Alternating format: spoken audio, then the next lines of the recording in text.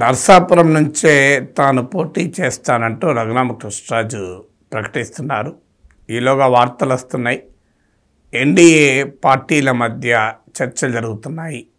రఘురామకృష్ణరాజును ఎట్టి పరిస్థితుల్లో నిలబెట్టాలి అని.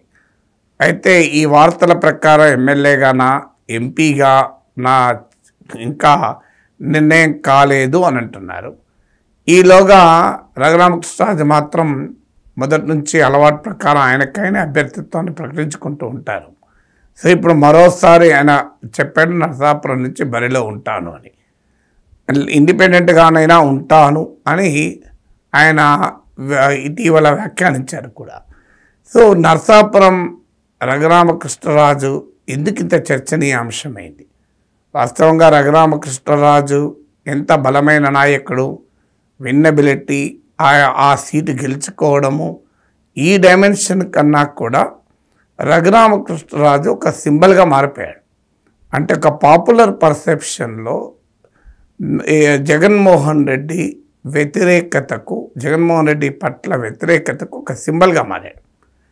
ఆయన వైసీపీలో రిబెల్ ఎంపీ కావచ్చు, కానీ ప్రాసెస్లో over period of time thanks to media and social media, Raghurama Krishna Raju అంటే anti Jagan rhetoric, anti Jagan డిస్కోర్స్కు ఒక సింబల్గా మారాడు.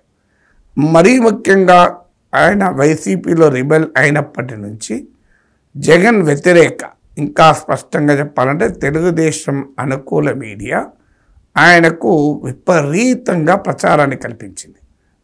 గంటలు టీవీ స్టూడియోలో కూర్చుండబెట్టి ఆయన చేత జగన్మోహన్ రెడ్డిని మాటలు అనిపించడము, యువజన శ్రామిక రైతు కాంగ్రెస్ అంటూ ఆయన చెప్పడము, మా పార్టీ అంటూనే జగన్ను రోజు విమర్శించడము, ఇది ఒక రకంగా ఒక పెద్ద యాక్టివిటీగా మారిపోయింది.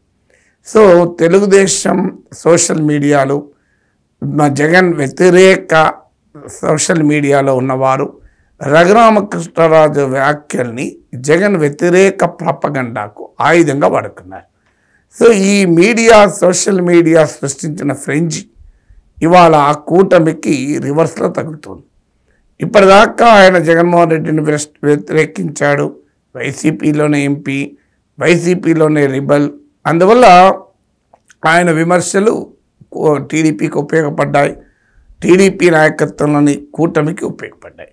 కానీ ఒక్కసారిగా ఆయన టికెట్ ఇవ్వకపోవడంతో ఇప్పటిదాకా తామే నిర్మించినటువంటి ఒక సింబాలిజం ఇవాళ తమనే అటాక్ చేస్తుంది. అందుకే న్యూటన్ లాస్ ఆఫ్ మోషన్ అంటారు, to every action there is an equal and opposite reaction అని.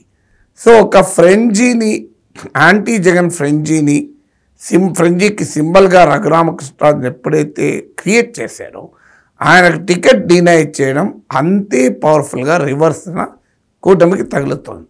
సో సోషల్ మీడియాలో, డిజిటల్ మీడియాలో ఇదొక ప్రధానమైన అంశంగా మారింది. సాక్షి మీడియాలో కూడా రఘురామకృష్ణరాజుకి ఎందుకు టికెట్ ఇవ్వలేదు అన్న ప్రశ్నలు కూడా ఉత్పన్నమవుతున్నాయి. దాంతో ఒక పెద్ద అనుమానం, అసలు బీజేపీ జగన్ను వ్యతిరేకిస్తోందా అని. ఈవెన్ చంద్రబాబు నాయుడు మెడకు కూడా చుట్టుకోవడం మొదలుపెట్టింది.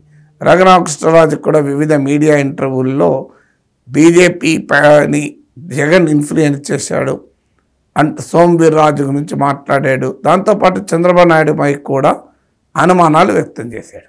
అందువల్ల ఇది ఇంకా దీన్ని అలాగే వదిలేస్తే ఇదొక అన్గైడెడ్ మిసైల్గా రఘురామకృష్ణరాజు ఎపిసైడ్ అన్చార్టెడ్ టెరిటరీలో ల్యాండ్ అవుతుందా, అన్గైడెడ్ మిసైల్గా ఎక్కడ తమకు తగులుతుందా అన్న టెన్షన్ బహుశా కూటమికి పట్టుకున్నట్టుంది.